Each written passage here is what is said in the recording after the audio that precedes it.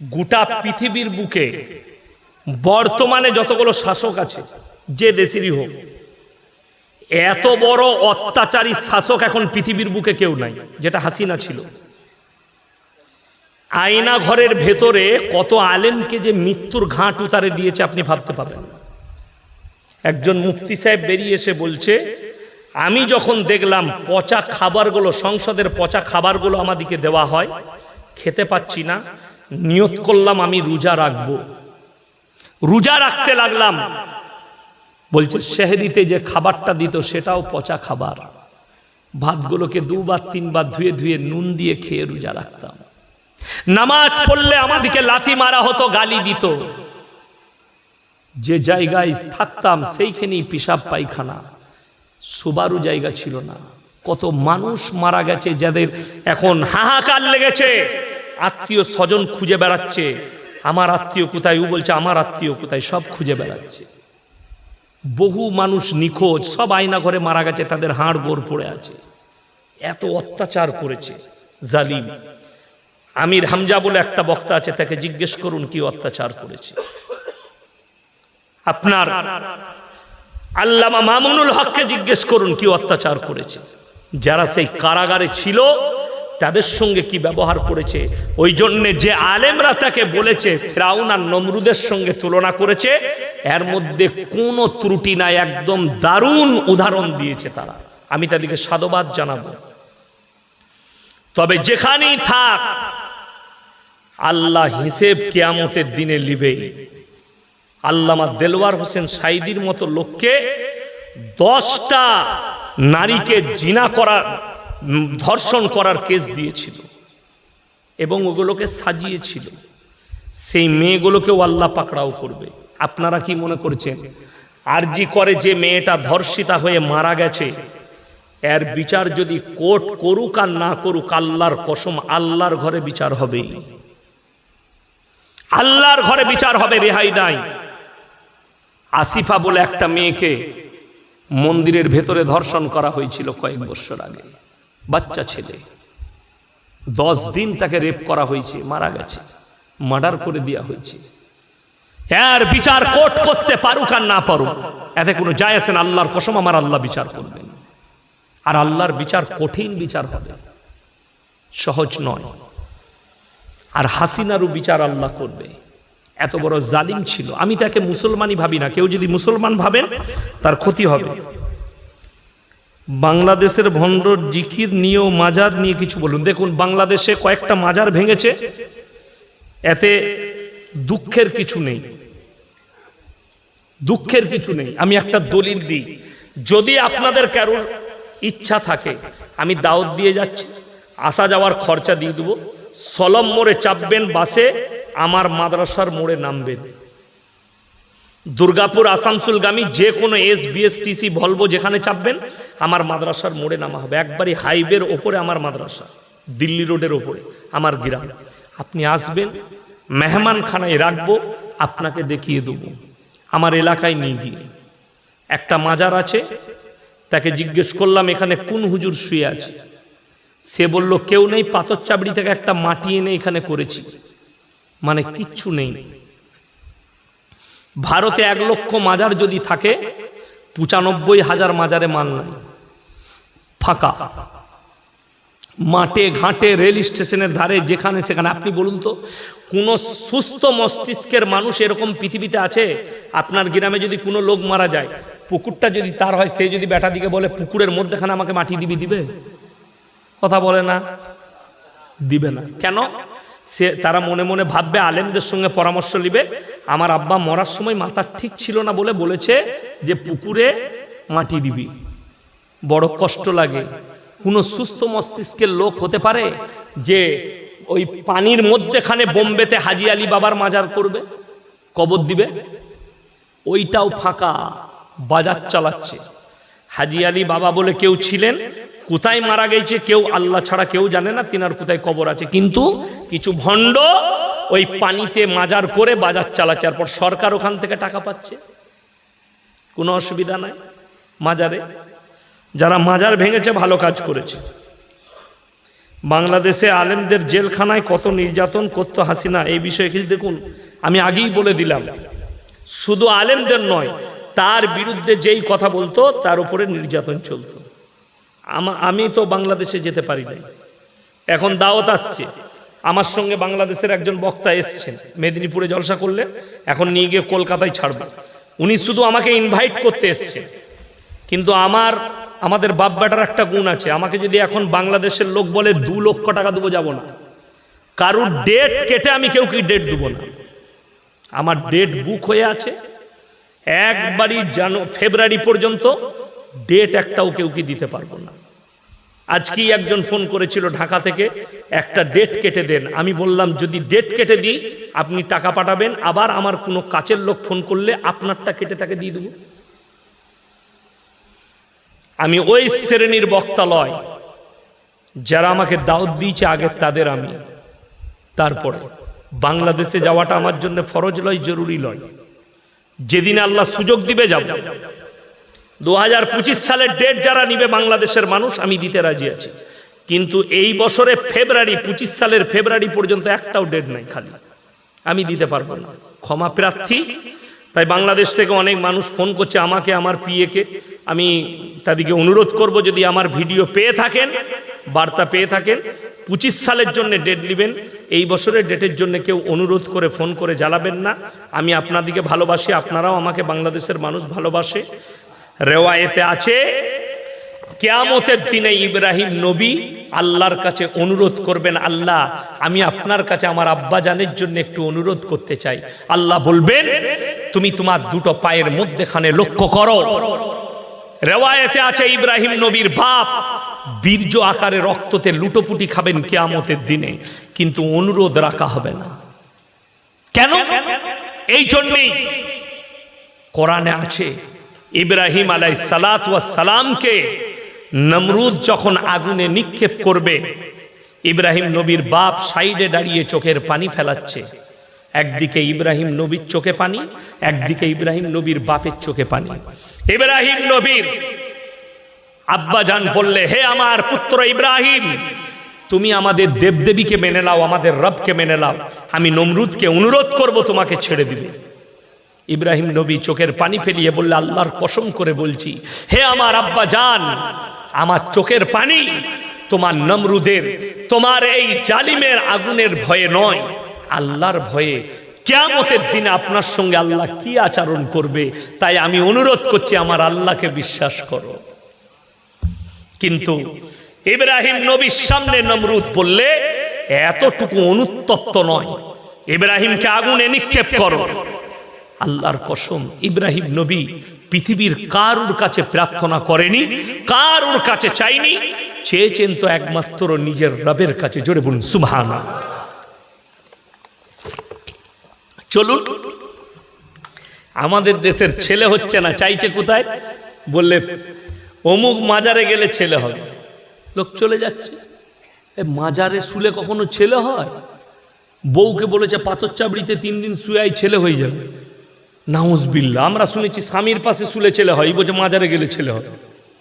দুঃখ এটাই, আপনি চাইছেন মাজারে, আপনি চাইছেন গাছতলায় যেখানে ঘোড়া রাখা আছে। ইব্রাহিম আলাইহিস সালাতু ওয়াস সালামের সামনে আগুনের চিতা, সেই আগুনের চিতা ইব্রাহিম নবীকে ফেলা হবে। ইব্রাহিম নবী দোয়া করলেন, আল্লাহ তুমি ছাড়া আমার কেউ নাই, তুমি আমাকে রক্ষা করো। আমার আল্লাহ আগুনকে বললেন, কুলনা ইয়া নারু কুনি বারদাও ওয়া সালামান আলা ইব্রাহিম, হে আগুন তুমি ক্ষান্ত হয়ে যাও আমার ইব্রাহিমের জন্যে, আর ফুলের বাগিচা হয়ে যাও। আল্লাহর কসম, আল্লাহর কুদরতে আগুন নিভিয়ে সেখানে ফুলের বাগিচায় ইব্রাহিম নবী বসে জিকির করেছেন, আল্লাহর শুকর আদায় করেছেন। জোরে বলুন সুবহানাল্লাহ। ওই জন্যে বড় কষ্ট লাগে আপনাদিকে বলে যায়, যারা আপনাকে ভয় দেখাচ্ছে।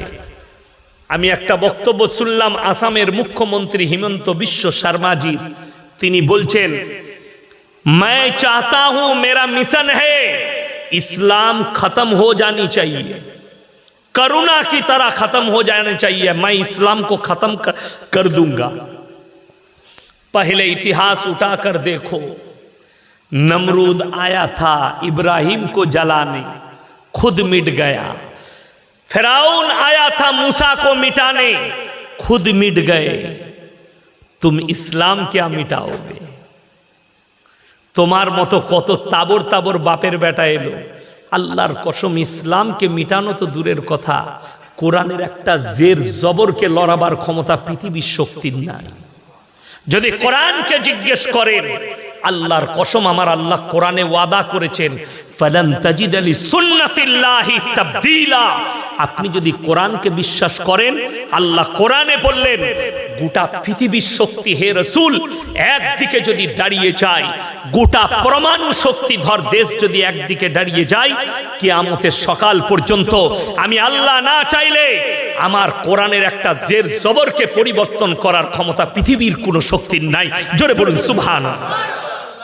শুধু তাই নয়, যারা কোরআনকে মিটাবার স্বপ্ন দেখছে, কোরআনকে মিটিয়ে দেব, হে মুসলমান আপনি ঈমানকে মজবুত করুন। আমি কি বললাম?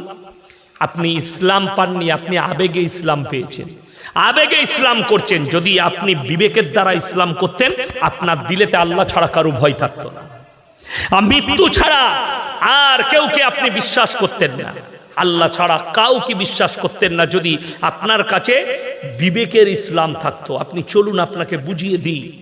আমার ভাই, আল্লাহ রাব্বুল আলামিন নিজে ওয়াদা করেছেন, ইন্না নাহনু নাযালনা যিকরা ওয়া ইন্না লাহুল হাফিজুন। আমি এই আল্লাহ কোরআনকে অবতীর্ণ করেছি আর এর হেফাজতের দায়িত্ব আমি আল্লাহ নিজে নিয়েছি। আপনি ভাবছেন জুজদানে লেপটি আমি আলমারিতে কোরআনটাকে রেখেছি, আমি হেফাজত করছি। আপনি ভাবছেন মসজিদে কোরআন রেখেছি, আমি হেফাজত করে রেখেছি আলমারিতে। না, ওই জুজদানের ভেতরে কোরআন হেফাজতে নেই, ওই লেখার মধ্যে হেফাজতে নেই। কেন? আল্লাহ রাসূল সাল্লাল্লাহু আলাইহি সাল্লামের হাদিস যে কিয়ামতের পূর্বে আল্লাহ তাআলা কোরআনের আয়াতগুলো তুলে নেবেন, এই কাগজগুলো সব সাদা হয়ে যাবে। জোরে বলুন সুবহানাল্লাহ। আল্লাহ ইচ্ছা করবেন তখন, কিয়ামতের পূর্বে। তার আগে শুনেলেন, এই দেশে 200 বৎসর রাজত্ব করেছে ইংরেজের বাচ্চারা। গুজরাটের গোমতী নদীর তীরে 10 লাখ কোরআনকে জ্বালিয়েছিল তারা আগুন দিয়ে। কিন্তু শাহ ওয়ালিউল্লাহ মুহাদ্দিস দেহলভী রাহমাতুল্লাহ আলাইহি তিনি বললেন, এই ইংরেজের বাচ্চারা শোনো, তোমরা যদি স্বপ্ন দেখছো যে ভারতের 1 কোটি কোরআনকে জ্বালিয়ে 10 লাখ কোরআনকে জ্বালিয়ে কোরআনকে মিটিয়ে দিবে, তো আল্লাহর কসম শোনো, ইন্না নাহনু নাযালনা যিকরা ওয়া ইন্না লাহু হাফিজুন। এই কোরআনের অবতীর্ণকারী আল্লাহর হেফাজতকারীও হচ্ছেন আল্লাহ। নেতাদিকে বললেন, তারা বললে কোরআন জ্বলে গেলে কি করে হেফাজত হবে? শুনেলেন কত সুন্দর দলিল দিয়েছেন। একটা মাদ্রাসার তালবিল ইলম, একটা হাফিজে কোরআন, সেই 10 বছরের বাচ্চার সিনেতে 30 পারা কোরআনকে আল্লাহ গেঁথে দিয়েছে। একটা হাফিজে কোরআন যদি জিন্দা থাকে, পৃথিবীতে 100 কোটি কোরআন ছেপে চলে আসবে। জোরে একবার বলুন নারায়ে তাকবীর, নারায়ে তাকবীর। ইসলামকে মিটানোর ভয় আপনাকে যে দেখাচ্ছে, সে ভুয়ো দেখাচ্ছে, ভুয়ো। আপনি জানেন ফাঁকা কলসি বাজে বেশি? ফাঁকা কলসি বাজে না, বাজে না? যারা ভয় দেখাচ্ছে এগুলো ফাঁকা কলসি, ভর্তি কলসি একটাও নেই। আরে ভেবে দেখুন, যারা ইসলামের বদনাম করছে, ভারতের 1 শ্রেণীর মিডিয়া, তারা লেগে আছে সকাল থেকে তাদের কাজ মাদ্রাসা, মসজিদ, দাড়ি, টুপি, ইসলাম। এইটা না আলোচনা করলে তাদের পেটের ভাতই হজম হয় না।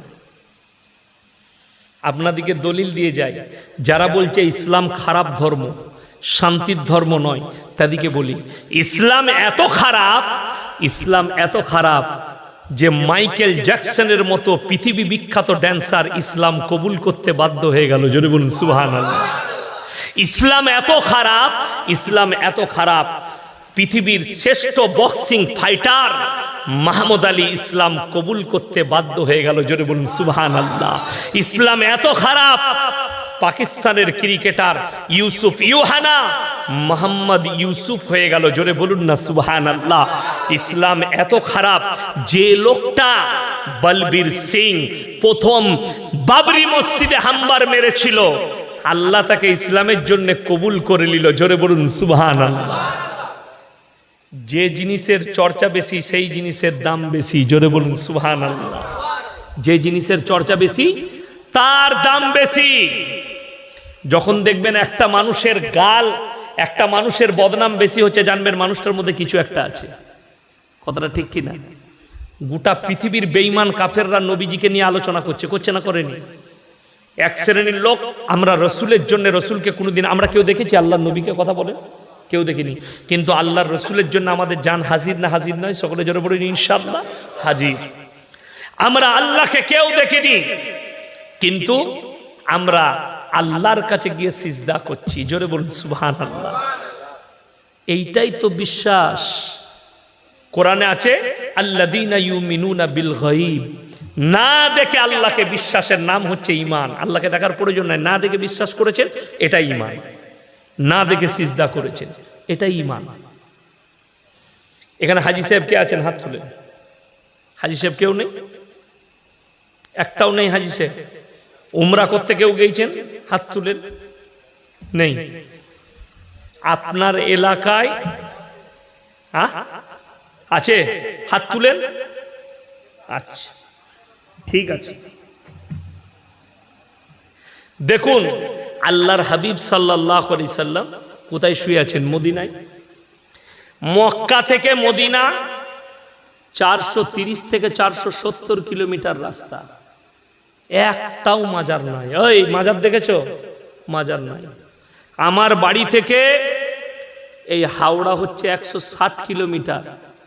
160,000-এর বেশি মাজার আছে। ঠিক বললাম না ভুল বললাম? আমি আমার কথা বলবো না। ফুরফুরার দাদা হুজুর পীর কেবলা রহমতুল্লাহ আলাইহির ওসিয়ত নামায় লেখা আছে, ফতোয়া দিয়া আছে কি মেয়েদের মাজারে যাওয়া হারাম। ফুরফুরা ইসালে সওয়াব হয় 3 দিন। মেয়ে ছেলেদের এন্ট্রি নাই। নিষেধ না নিষেধ লয় বাবা? নিষেধ। যেতে পাই গেল। এটা ফুরফুরা দাদা হুজুর বললাম। আমাদের দেশে ভারতবর্ষে যারা নিজেদিকে সুন্নি বলছে, বেরেলভি ভাই, তাদের যিনি সব থেকে বড় মৌলবি তার নাম হচ্ছে আহমদ রাজা বেরেলভি। উত্তরপ্রদেশের বেরেলিতে বাড়ি, বেরেলিতে কবর আছে। তিনি ফতোয়ার কিতাব লিখেছে, ফতোয়ায়ে রিজবিয়া, খণ্ড নম্বর 24, পৃষ্ঠা নম্বর 497। সেইখানে স্পষ্ট লেখা আছে মেয়েদের মাজারে যাওয়া তো দূরের কথা, নিয়ত করাটাও হারাম। দুটো গেল। তৃতীয় নম্বর বলি, আমাদের এখানে লোক মারা যায় না? যায় না? যায়। স্বামী মারা গেলে স্ত্রী যায় কবরস্থানে? যেতে পাবে? পাবে না। বাপ মরে গেলে বিটি যেতে পাবে কবরস্থানে? যেতে পাবে না। আচ্ছা বলুন তো, স্বামী আর স্ত্রীর সম্পর্ক বেশি না পীরের সঙ্গে আপনার বিবির সম্পর্ক বেশি হবে? কথা বলে না? স্বামীর সঙ্গে, এক বিছানার সাথী। কথাটা বুঝতে পেরেছেন? যদি স্বামীর কবরে স্ত্রী যেতে না পায়, ইয়াসিনের কবরে আপনার বউ কেমন করে যাবে? কথাটা বুঝতে পেরেছেন না পারেননি? চলুন আপনাকে বুঝিয়ে দিই। অনেক মূর্খ আপনাকে দলিল দিবে যে হাজি বিবিরা নবীজির কবর জিয়ারত করে। হজের মাসলার সঙ্গে পৃথিবীর কোনো মাসলার মিল খাবে না। যদি কোনো মৌলবি খাওয়ায় সে হচ্ছে গণ্ড মূর্খ। মাথায় রাখবেন। মেয়েদের চুল কাটা জায়েজ আছে? কথা বলে না? হারাম। হজের ময়দানে 4 আঙ্গুল চুল কাটা ওয়াজিব। কথাটা বুঝাতে পারলাম? যারা হাজি বিবি হজ করতে যাবে তাদের 4 আঙ্গুল চুল কাটা ওয়াজিব। ছেলেরা ন্যাড়া করবে, মেয়েরা 4 আঙ্গুল চুল কাটবে। বুঝাতে পারলাম? কাবা ঘরে এক ওয়াক্তে 1 রাকাত নামাজ পড়লে 1 লাখ রাকাত নামাজের নেকি পাওয়া যাবে। জোরে বলুন সুবহানাল্লাহ। আপনার মসজিদে পাওয়া যাবে? পাওয়া যাবে না। মদিনায় যদি কেউ 1 রাকাত নামাজ পড়ে 50,000 রাকাত নামাজের নেকি পাবেন। এইগুলো কিন্তু ওইগুলোর জন্যই প্রযোজ্য, শুধুমাত্র, বাকি নয়। হাজি সাহেবরা ঈদের নামাজ পড়ে? কথা বলে না? আপনারা কেউ জানেন না। জিনারা হজ করতে যায়, হাজি সাহেবদের নামাজ নাই। ওই আরাফার ময়দানে বিদায়ী হজের খুতবাটা শোনাটাই হচ্ছে হজ, ওইটাই নামাজের নিয়ত। ওইটাই নামাজের নেকি, নামাজ নাই। বাকি সব আশেপাশে নামাজ হয়, কিন্তু হজের ময়দানে ঈদের নামাজ হয় না, হজের আরকানের মধ্যে নাই নামাজটা। তাহলে ওই মশলার সঙ্গে আপনার গ্রামের মশলা ঢুকবেন কি করে? ওই জন্যে আল্লাহ নবীর কবর জিয়ারত করা হাজি এবং হাজি বিবিদের জন্যে হজের সময় ফরজ, হজে ওয়াজিব করতেই হবে। এটা শুধু নবীজির জন্য প্রযোজ্য, বাকি কারুর জন্য নয়। আপনি চলুন, আপনি বলছেন হাওড়া, হুগলি, 24 পরগনা, মেদিনীপুরের লোক বলছে দাদা হুজুর পীর কেবলা রহমতুল্লাহ আলাইকে মহাব্বত করি। যদি তুমি মহাব্বত করো তাহলে বাস ভাড়া করে তোমার বউকে নিয়ে খাজা মঈনুদ্দিন চিশতি রহমতুল্লাহ আলাইয়ের মাজারে কি করে বউকে ঢুকাচ্ছ? তাহলে তোমার থেকে বড় দাদা হুজুরের দুশ্মন আর কেউ হতে পারে? এটা চ্যালেঞ্জ দিলাম। তা না হলে প্রমাণ দাও। খাজা মঈনুদ্দিন চিশতি রহমতুল্লাহ আলাই তিনার একটা কিতাবের দলিল দাও, হাওয়ালা দাও, যে তিনি লিখে গেছেন আমি মরে যাওয়ার পরে বৌদিকে নিয়ে এসে তোরা এসে আমার কবরে সিজদা করবি, আমার কবরে চাদর চড়াবি। চ্যালেঞ্জ ছুড়ে বললাম, কবরে চাদর চড়ানো যদি জায়েজ হতো, আল্লাহর রসুলের কবরটা আসমান পর্যন্ত ঢেকে যেত, ঠিক কিনা? আল্লাহর নবীর কবরে যদি সিজদা জায়েজ হতো, সব থেকে প্রথমে রসুলের কবরে হতো। রসুলের কবরে সিজদা নেই, পৃথিবীর আর কোনো মৌলবি মোল্লা পীর ফকিরের কবরের জন্য সিজদা চলবে না। আল্লাহর হাবিবের কবরে ভালো মন্দ চাইতে পাবে না, আল্লাহ ছাড়া কারোর কাছে ভালো মন্দ চাওয়া যাবে না। পৃথিবীর আর কোনো মৌলবি মোল্লা পীর ফকিরের কবরে তুমি ভালো মন্দ চাইতে পারবে না। বড় কষ্ট লাগে। আপনাকে দেখিয়ে দেব, এই মুন্সিরহাট পেরিয়ে তারকেশ্বরের কাছে আমাদের বর্ধমান লাগাও এক জায়গায় জলসা করতে গেছি। গাছ এরকম প্যান্ডেল আছে, প্যান্ডেলের পাশেই গাছ, গাছের গোড়ায় গাদা ঘোড়া রাখা আছে, মাটির ঘোড়া, আগরবাতি, মোমবাতি, আর গাছেতে টানা ল্যাপটানো আছে। আমি স্টেজে গেলাম, বললাম বাবা তোমাদের হুগলি ডিস্ট্রিক্টের মানুষ খুব ভালো গো এখানকার। বলে কেন হুজুর? আমরা তোমাদের হিন্দু মুসলিমের মধ্যে খুব মহাব্বত, এই যে ওরা ওইখানে পুজো করার তোমরা এখানে জলসা করছো। বলে হুজুর ওটা আমাদেরই। আমরা তোরা কি করিসবে? বলে এখানে বুড়ো পীর সাহেব আছে। হাসেন না, 1 মিনিট খালি বুঝাচ্ছি। কোনো অমুসলিম ভাই মাটির মূর্তি তৈরি করে সেখানে সিজদা করলে আমরা তাদেরকে মুশরিক বলি, কিংবা ওটা শিরকের কাজ। মুশরিক মানে শিরক। আল্লাহর কাছে যতগুলো পাপ আছে সব থেকে নিকৃষ্ট পাপ হচ্ছে শিরকের পাপ। আল্লাহ ব্যতীত অপরকে ভালো মন্দের মালিক মনে করা। খুব ভালো করে বুঝবেন, একটা অমুসলিম ভাইকে আপনি মুশরিক বলে দিচ্ছেন মাটির মূর্তির সামনে পুজো করার জন্য, আর তুমি গাছতলায় মাটির ঘোড়া রেখে সিজদা করছো। তুমি কি করে মুমিন হতে পারো? কথাটা বুঝে এসছে না? আসেনি? তুমি কি করে মুমিন হতে পারো? বিসমিল্লাহ। তৃতীয় নম্বর, ইসলাম সত্যর উপরে টিকে আছে না মিথ্যার উপরে? ইমানদারির সঙ্গে বলবেন। সত্যর উপরে টিকে আছে ইসলাম, মিথ্যার উপরে নয়। একটা মানুষের কটা কবর হতে পারে? একটা কবর হতে পারে, মানলাম। হযরতে হোসেন রাদিয়াল্লাহু তাআলা আনহু কোথায় শহীদ হয়েছেন? কারবালাটা কোথায়? কথা বলেন না? ইরাকে। কিন্তু মঞ্জিল মাটি হচ্ছে জালালসিতে, মঞ্জিল মাটি হচ্ছে বাগনানে, মঞ্জিল মাটি হচ্ছে আপনার আমতায়, মঞ্জিল মাটি হচ্ছে বর্ধমানে, মঞ্জিল মাটি হচ্ছে মেদিনীপুরে, মঞ্জিল মাটি হচ্ছে বহরমপুরে, মঞ্জিল মাটি হচ্ছে বোম্বে, মঞ্জিল। এতগুলো কবর একটা লোকে? এইগুলো সব মিথ্যা। আর ইসলাম সত্যর উপরে টিকে আছে। মিথ্যা করে কবর বানিয়ে মঞ্জিল মাটি করা হারাম। ফাতিহা করা চলবে না, জায়েজ নাই। ফাতিহা করা, মঞ্জিল মাটি করা, তারপরে আপনার কি বানায় ওটা, তাজিয়া বানানো হারাম, সম্পূর্ণ হারাম। তাজিয়া মানে জানেন?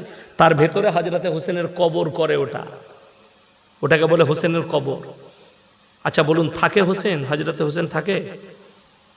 এই গণ্ড মূর্খগুলোকে কে বুঝাবে যে ইসলাম সত্যর উপরে টিকে আছে, মিথ্যার উপরে নয়? আল্লাহর কসম করে বলছি, গোটা পৃথিবীর শিক্ষিত সমাজকে জিজ্ঞেস করুন, এই মুসলিম জাতির উপরে থুপ ফেলাবে যে পৃথিবীতে এমনই একটা জাতি আছে, মুসলিম জাতি, যারা মানুষ মরে যাওয়ার পরে ডিজে গান বাজিয়ে ড্যান্স করে দুঃখ পালন করে। যদি বলেন হাওড়ায় নাই, আমার বর্ধমানে চলুন, বহরমপুরে দেখিয়ে দেবো। আন্ডার প্যান্ট পরে মদ খেয়ে ড্যান্স করছে, বলছে আশিকে রসুল। আমার গ্রামের একটা ছেলে বলছে তোমরা পারবে কি ভাই? বলছে আগুনের ওপরে মশল্লা বিছিয়ে নামাজ পড়তে। এমন ভাই আমি পারবো না। বলছে মুর্শিদাবাদ থেকে অমুক গ্রামে একটা লোক এসছে, মুহররমের দিনে আগুনের ওপরে মশল্লা বিছিয়ে নামাজ পড়েছে। আমরা জানিস কখন নামাজ পড়া যায় আগুনের ওপরে মশল্লা বিছিয়ে? বলে কখন? আমরা যখন গাঁজা খাওয়া যায় তখন। হ্যাঁ, বাস্তব, আপনাদের জানা নেই। আমি ইয়াসিন যদি আপনাদিকে বলি যে আমি একজন আল্লাহওয়ালা লোক, তো তোমাদিকে প্রমাণ দেবো আমি কেমন আল্লাহওয়ালা দিয়ে। যদি এই কারেন্টের তারটা আমি বলি যে আমি ছুবো, আমাকে শর্ট মারবে না, ও চিনে যে এটা ইয়াসিন হুজুর। ওর সিফাত, সিফাত মানে হচ্ছে চরিত্র, ওর চরিত্র হচ্ছে শর্ট মারা, ঠিক কিনা? ওর চরিত্র শর্ট মারা। আর সাপের গর্তে যদি কেউ বিসমিল্লাহ বলে হাত ভরে, সাপ চুমু খাবে না কামড়াবে? কামড়ি দিবে। শুনবেন মুসলমানদের গজল, 24 পরগনার একটা মেয়ে গজল পড়ছে, বিসমিল্লাহ বলে গিলাস তোলে গালে ঢেলে নিল, বিসমিল্লাহর ওসিলাই বিষ পানি হয়ে গেল। এ কবরে কি মার খাবে তা আল্লাহ ছাড়া কেউ জানে না। আচ্ছা, জেনে শুনে এটা যদি আপনাদের কমিটির ছেলে পানি দিয়েছে না দেয়নি, যদি আমাকে বলে হুজুর এটাই বিষ মিশানো আছে, এটা জেনে শুনে আমার পান করা যাবে? যাবে না। হ্যাঁ, গজলের কলিটা যদি এরকম হতো, ভুলবশত পানি মনে করে বিষ পান করেছে, বিসমিল্লাহ বলার কারণে বিষ পানি হয়ে গেছে, বিসমিল্লাহর বরকতটা মানা যেত। জেনে শুনে বিষ পান করাটাই হারাম, আত্মহত্যা করা ইসলামী শরীয়তে হারাম। আপনাদিকে বুঝিয়ে দিই, যদি বলে বিসমিল্লাহর ওসিলায়, আর আমি যদি বিসমিল্লাহ বলে হাত ভরি সাপের গর্তয়, যে গজলটা পড়েছে তাকে নিয়ে আসুন, আমি একটা কেলে সাপের গর্তয় হাত ভরা করাবো, তাকে বিসমিল্লাহ বলে দেখি তোর কত বরকত। দেখবেন পটল তুলে দিয়েছে, কেন? সাপ তো চিনে না। আরে মূর্খ, শোনো, ওই জন্যে ইলম কালাম হাসিল করতে হয়। সব থেকে বড় জিনিস দুর্নীতি চলে 24 পরগনা হাওড়ায়। বড় বড় মেয়েদিকে নিয়ে এসে স্টেজে গজল গাওয়া করায় হারাম, শরীয়ত সম্মত। যারা গজল শুনবে তারা তাকিয়ে দেখলে তাদের মনে জিনা জাগলে ওই মেয়েটাও পাপী হবে, এবং যারা গজল শুনছে তারাও পাপী। বালিগা মেয়ে তাকে স্টেজে নিয়ে এসে গজল পড়ানো হারাম, এবং ওই সমস্ত প্রোগ্রামগুলো হারাম প্রোগ্রাম। যারা করবে তারা সব পাপী, জিনা করার সমান পাপ হবে। আপনার জানা নেই হযরতে আবু বকর সিদ্দিক রাদিয়াল্লাহু তাআলা আনহু, সিদ্দিক মানে হচ্ছে সত্যবাদী, জোরে বলুন সুবহানাল্লাহ। এই সিদ্দিক নামটা আল্লাহ নবী দিয়েছিলেন আবু বকরকে। তুমি শুধু আবু বকর নও, তুমি আবু বকর সিদ্দিক মানে সত্যবাদী। হযরতে আবু বকর রাদিয়াল্লাহু তাআলা আনহু যখন হিজরত করে চলে যাচ্ছেন, গুহার মধ্যে ডান রানে নবীজি মাথাটা রেখে ঘুমাচ্ছেন, আর হযরতে আবু বকর নিজের রুমালটা ছিঁড়ে ছিঁড়ে গুহার ছিদ্রগুলো বন্ধ করছেন। এমন অবস্থায় একটা বিষধর সাপ হযরতে আবু বকরকে ছোবল মেরেছে। যে সাপ হযরতে আবু বকরকে চিনতে পারেনি, সেই সাপ ইয়াসিনকে চিনবে? বড় কষ্ট লাগে। যারা মুহররমের নামে বুক চিরে পিঠ চিরে, তারা শুনেলেন কিয়ামতের দিনে এই অঙ্গ চিরার কারণে আল্লাহর কসম আল্লাহর কাছে হিসেব দিতে পারবে না। অঙ্গকে বিকৃত করার কারণে আল্লাহর কাছে হিসেব দিতে পারবে না, হারাম। আল্লাহর কাছে হিসেব লাগবে আপনাকে। আপনি প্রাণের কষ্ট দিতে পারেন না। অনেক যুবকরা শুনেলেন বউয়ের সাথে ঝগড়া হলে ভাত খাই না, ঠিক কি না? কথা বলে না, আমি আর ভাত খাবো না, দিয়ে সারাদিন খেলো না, সারা রাত খেলো না। তোমার নফসের যদি কষ্ট হয়, সেই কষ্টর পাপের ফল আল্লাহর কাছে তোমাকে হিসেব দিতে হবে। ওই জন্য রাগারাগি হয়েছে, খেয়ে নাও, ভাত খেয়ে নাও, অসুবিধা নাই। রাগ কার হয় না, ঠুকাঠুকি কার হয় না? রাগ করে প্রাণের কষ্ট দিয়েন না, কার উপরে রাগ করে পেটকে, নিজের নফসকে কষ্ট দিবেন না। আমাদের ছেলেরা সব থেকে বেশি কষ্ট দেয় ওই যে কি বললেন, বাপের ভালোবাসা বুঝতে পারে নাই, মায়ের ভালোবাসা বুঝতে পারে নাই। ওই আমতা বাস স্ট্যান্ডে একজন খালি আই লাভ ইউ বলে দিয়েছে হারাম করে, তারপরের দিন বুকে চিড়ে তার নামটা লিখেছে দীপালি। যা ভালোবাসে, আমি ওকে ছাড়া থাকতে পারবো না। হারাম খোর। ফিল্মের কোন আর্টিস্টরা বুকে নাম লিখেছে, পিঠে নাম লিখেছে, ওটা স্টিকার খেপা। যারা শরীরে চিরাচিরি করে, কোরআন শোনাচ্ছি আপনাদিকে, এরপরে কোরআন শুনেলেন, ফামানি তুর্রা গায়রা বাগিন ওয়ালা আদিন ফালা ইসমা আলাই। মারাত্মক উপদেশ আল্লাহ। মানুষের প্রাণের আল্লাহ এতটা মূল্য দিয়েছেন, ওই জন্য তো আত্মহত্যা করা হারাম নবীজি বলেছেন। নবীজি জানাজার নামাজ পড়াননি, একজন আত্মহত্যা করেছিল, তার জানাজার নামাজ আল্লাহর হাবিব সাল্লাল্লাহু আলাইহি সাল্লাম পড়াননি, কিন্তু পড়াতে নিষেধও করেননি। কথাটা বুঝতে পেরেছেন না পারেননি? এখানে আপনারা বলবেন নবীজি পড়াননি তাইলে আমরাও আর পড়বো না। না, নবীজি নামাজ পড়াননি, কিন্তু কেউ কি নিষেধ করেননি। তার মানে শুনেলেন, আত্মহত্যার কোয়ালিটি আছে। কি আছে? কোয়ালিটি। কেউ যদি কেউ কি আত্মহত্যা করার জন্য বাধ্য করে, আর সে যদি ডিপ্রেশনে এসে আত্মহত্যা করে, তো সেই পাপগুলো সব ওদের উপরে যাবে। কেউ যদি কেউকে আত্মহত্যা করতে বাধ্য করে, তার বিবিকে হোক, ভাইকে হোক, ফ্যামিলিকে হোক, তারা পাপী হবে। কোনো মেয়ে কোনো ছেলেকে প্রবঞ্চনায় ফেলে, প্রেমের ফাঁদে ফেলে তাকে যদি ধোঁকা দেয় এবং ডিপ্রেশনে এসে আত্মহত্যা করে, এই মেয়েটা কিয়ামতের দিনে মেয়েটাকে হিসেব দিতে হবে তার প্রাণের। মাথায় রাখবেন, কোনো ছেলে যদি কোনো মেয়েকে প্রেমের ফাঁদে ফেলে তার সঙ্গে জিনা করে, তাকে বিবাহ না করে যদি ছেড়ে দেয়, সেই মেয়ে যদি আত্মহত্যা করে মারা যায় না সহ্য করতে পেরে, এই পাপটা সমস্ত এই পুরুষটাকে, এই যুবকটাকে বহন করতে হবে কিয়ামতের দিনে। আমাদের দেশের লোক জানি না আল্লাহ প্রাণের কতটা মূল্য দিয়েছে। কি মূল্য? ওই জন্যে শুনেলেন, ধর্ষণ করে কেউ যদি কেউ কি মারে, তার সাজা একমাত্র দিয়েছে ইসলামে মুন্ডু ছেদ। ধরটাকে আলাদা করে দাও। আমাকে যদি 24 ঘন্টার জন্য দেশের প্রধানমন্ত্রী করে, যতগুলো দেশের ধর্ষক আছে জেলের কুঠরিতে, তাদের নো বিচার, রাস্তায় নিয়ে এসে মুন্ডু ছেদ।